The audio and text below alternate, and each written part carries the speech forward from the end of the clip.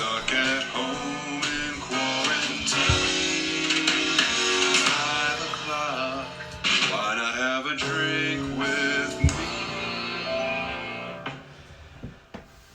Good evening. Happy Sunday, happy weekend. Hope everybody is doing well and hanging in there. I am on day 37 of staying at home and day 2 of spring break. So hope everybody is doing well. The weekend is good and is easing into Sunday evening with something to drink and a very nice tasty cocktail. Hello Ben, hello Megan in the chat. Hope you guys are doing well. Exciting news today.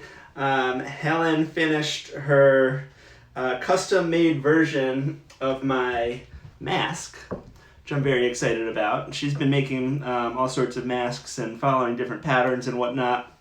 And what we found, and Ben, I don't know if you found this also, is your standard mask has trouble dealing with the beard. You know, the beard adds extra volume that you need to contain with the mask. And so Helen was kind enough to design a pattern that is takes into account for that extra sizing. So here's my mask right here. That's very nice. Gives me the extra room in the beard, and we're good. And so, you know, over the past 2 weeks, you know, wearing a mask going to the store, I've noticed two main things. First of all, I'm like happy that most people are wearing masks. I would say probably 95%.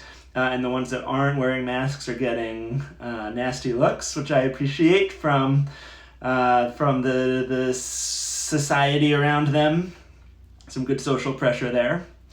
But I've noticed 2 things about the mask. The first annoyance is that when I go shopping, I usually keep my grocery list on my phone and check off things. I usually look for what's all the produce I need, put it down, get all the produce, and then double check that I got everything and check it off.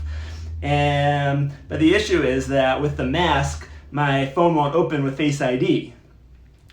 And so I'm just always in the habit of I lock the phone, put it down, pick it back up, and normally it would just open right up in a second, but with the mask on, I have to enter in the password, and that has been super annoying because it just doesn't recognize my face when half of it is covered up, which is probably a good thing from a security perspective, but is definitely an annoyance, and I'm in such a habit of I try to remember, okay, just don't lock it, leave it open and put it down. But sure enough, every time that I'm done with it, boop, lock, put it down, and the next time I'm and I'm of course trying to touch my phone less when I'm out in public, so that's another piece of it too. And maybe I should just rethink the digital grocery list altogether so that I'm not constantly touching stuff all over the store and then touching my phone, which seems maybe problematic. But so that's issue number 1 that I found in this new era of mask wearing. The second happened last night, where I went to pick up some Thai food. We continued our tradition of getting some takeout, supporting a local restaurant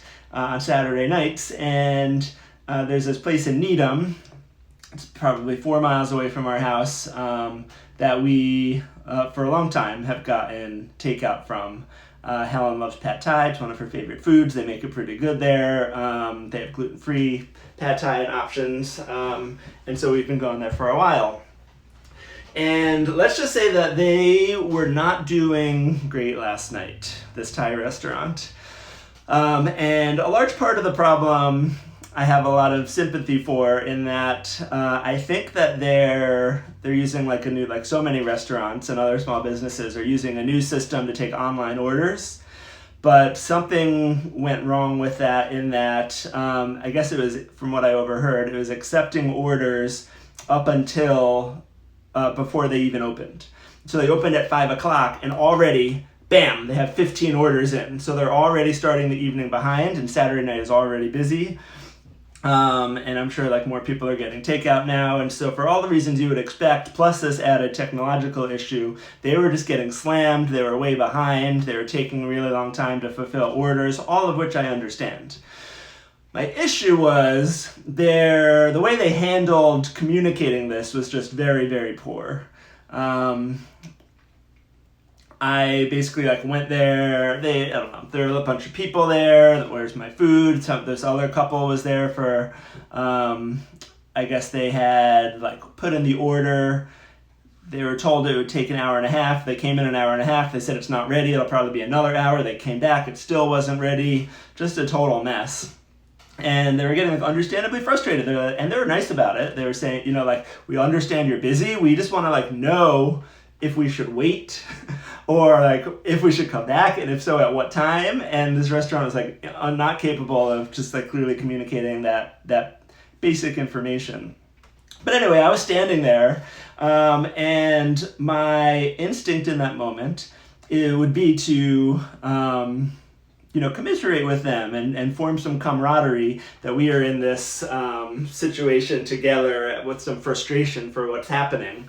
But I found myself with the mask on, struggling to, or not capable of, non-verbally communicating my commiseration and my mutual frustration, and just like, non-verbally expressing my support for everything that they're saying. So that's problem with mask number 2, which is nonverbal communication with facial expressions in times when I want to form some commiseration or camaraderie with others out in public. So those are my mask troubles so far, but huge shout out and thanks again to Helen for this awesome beardified mask, and look forward to wearing it next time I go out, which hopefully won't be soon. We did all our shopping on Friday, so we should be able to make it through next week without needing to go out again. So there we go. That's my story with the masks. We, this evening, are going to be making a classic pre-Prohibition cocktail called the Aviation. And I call it a classic cocktail. I read something interesting recently about differentiating between classic cocktails and vintage cocktails. And the argument that the author was making was that a classic cocktail should have withstood the test of time by remaining pervasive and popular over time, where vintage cocktails might see a resurgence of popularity in our current cocktail renaissance, but maybe it wasn't a popular drink throughout the 20th century. And if we apply that standard, then the Aviation cocktail is definitely going to be a vintage and not a classic cocktail, but it is a newfound popular beverage that I think is quite tasty, and hope that you'll enjoy making with me. The Aviation is really one of the last big cocktails to have been invented and come to popularity before Prohibition in the United States. So we're talking like the 1910s is when this really took off, to use an aviation pun. And the name comes from 2 main reasons. One is that it was created when this new sport of aviation was just becoming popular. And then second is that it uses an ingredient that gives it a beautiful blue tint, which reflects the pale blue of the sky, which we'll see in a moment. We've got a question from Keith in the chat. How does that play into the vintage liquor trend? Even more confusing if you call it vintage. Agreed. So I think we've seen a resurgence of people trying to recreate certain liqueurs from days of yore. And I think you can still, the issue with vintage when you're talking about a liquor is that when we apply things like vintage to, say, wine, we're thinking of like, oh, it was created in a certain year, right? Or maybe you have a vintage of a bottle of scotch that's been aging for a certain amount of time, which I think is not what you mean. I think you mean the recreation of a classic spirit that you haven't been able to get for a long time because it's been out of production, but we're going to bring it back into production. Are we saying the buying of old bottles thing? Agree. Yeah. So that, like, if I, one of my favorite trips to a bar recently was when I was in Chicago a few months ago, and they have all of these vintage Fernets and other Amari at the bar. And so I was drinking like a bottle of Fernet that was created by this small producer in Italy in the early 1970s, which is, literally. So I feel like I'm okay with that, using the term vintage, and that it is literally an old bottle that has existed since it was made a long time ago. in the sense that we use the word antique to reflect some, piece of furniture that has, existed and been passed around for over 25 years or whatever the year benchmark would be for it. So in that sense, I'm fine with the vintage idea, and I think it can translate fine into the idea of a vintage cocktail recipe, because obviously we wouldn't be drinking a glass of a cocktail that has been preserved for the last 100 years. But in any case, this is another lemon-based cocktail that's going to use some lemon juice. It's a gin cocktail. I'm using Helen's favorite Citadel gin, a nice French gin. I also like the blue bottle here, which the gin is not blue, but the drink will be, because it has this interesting addition of crème de violette, which is a liqueur of violets. So you notice this has this beautiful blue color to it. And we're not, a little bit goes a long way. We're not going to use a lot of this, but it's really going to bring all of the color for this drink. And let me just pour it into a smaller glass so you get a better sense of this color on its own out of the bottle. And if you look at that, it's just like, it's violet, it's this like beautiful purple color.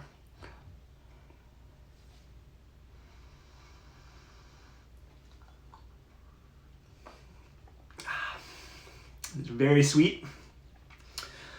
Has like a floral type of aroma to it. I'm getting not something I'd want to drink straight, although I'm drinking it right now.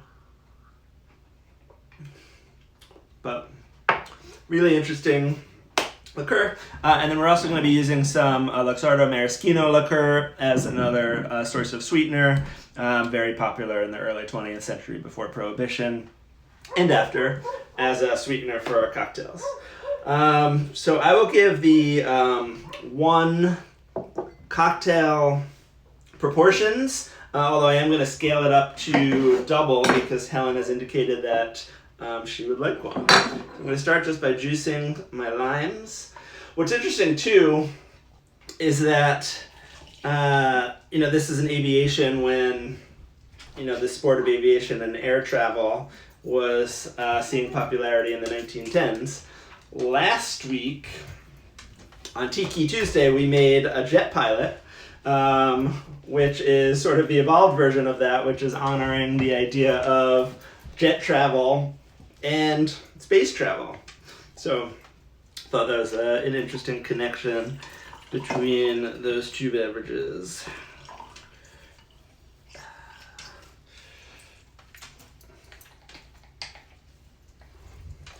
And in fact, last week we also made a paper plane, which also has some, is evocative of air travel, albeit out of paper.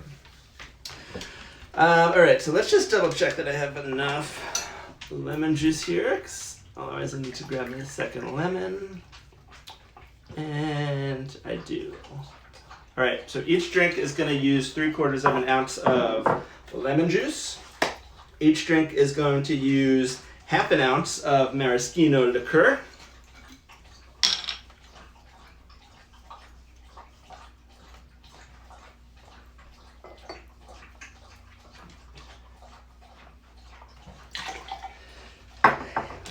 Each drink is going to use 2 ounces of gin.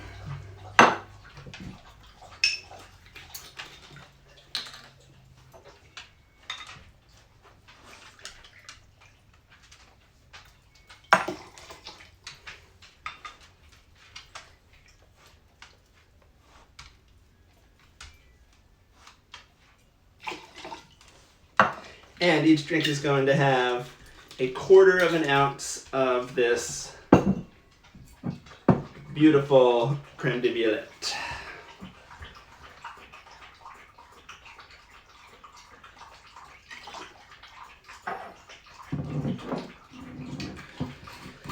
And you can already see the color there, the beautiful, beautiful blue, which is great. Now, Helen's saying is maraschino how you really pronounce maraschino. So yeah, in Italian, the CHI has a chi sound, not a chi sound. So indeed, if the Italians wanted it pronounced Shino, it wouldn't have the H, it would just be Cino. But my 2 semesters of Italian at Fairleigh Dickinson University over summer sessions back in 2003 tell me that you indeed pronounce it Maraschino. Maraschino. Dixie is thirsty. Yeah, did you hear that? But this might also be a good situation where Helen, who is the guy, the producer that works for Conan that loves all the Italian stuff that he always makes fun of, because I'm pretty sure that I'm pulling one of those right now. Jordan Schlansky, is that his name? So I think Jordan Schlansky would say Maraschino. Let me grab my other. Let's see, here we go, right here. Perfect. Oh. Now we're gonna shake.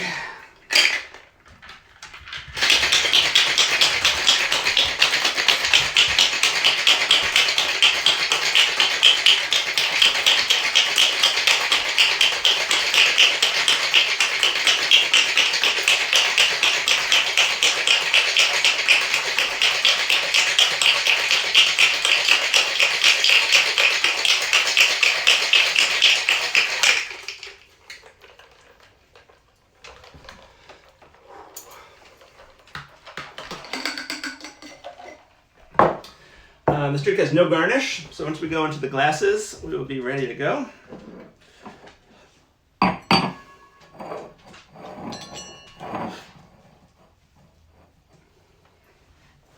And as per usual, I'm going to do a double strain with my Hawthorne strainer and my fine mesh strainer just to get any pulp, any seeds that were left over in my lemon juice, and any ice chips to make it a nice, beautiful, clear sky for this.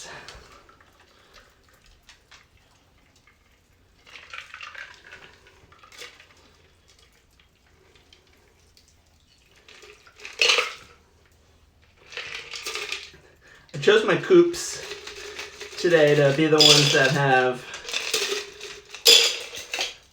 as little design or flourishes on the outside as possible, as plain as possible, because this cocktail is just all about the color. And take a look at that beautiful blue sky of the Aviation.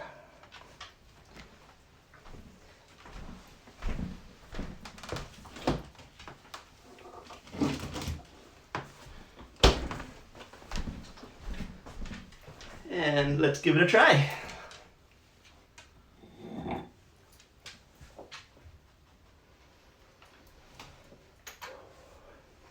So when you smell it, you get a little bit of the lemon, and then it's very floral and botanical, I think both from the gin and from the creme de violette. I'm not really getting the flavor from the maraschino liqueur that you sometimes get in a drink that heavily features that.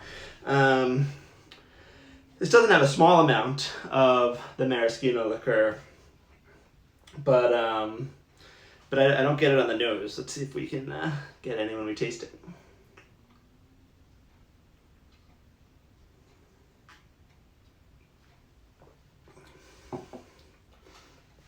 Oh, I definitely get the maraschino when I taste it, which is very good. It's a little, a bit of an acquired taste also, I think, as a cocktail sweetener, but once you acquire that taste, you really come to appreciate it in different cocktails.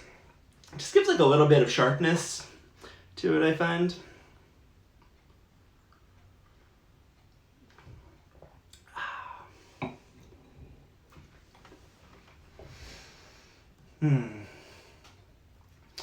It's a nice beverage. Perhaps not fitting to drink an Aviation in this age where air travel has all but come to a halt. I saw a video someone posted yesterday. This guy, who apparently his name was Bob, and he was the only person on his Southwest flight. And so the flight attendants were still like giving all their normal announcements, but just directing them directly at Bob. So, all right, Bob, looks like everybody is boarded.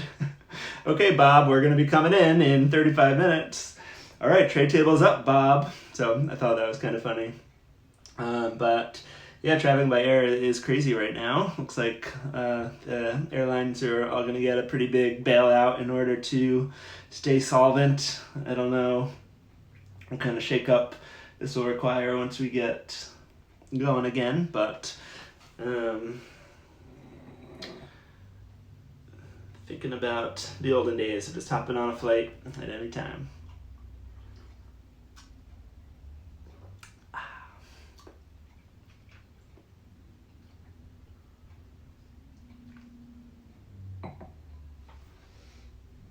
It's 5 o'clock. Why not have a drink with me? Cheers, everyone. Hope the rest of your weekend goes well. And we'll see you back here tomorrow night.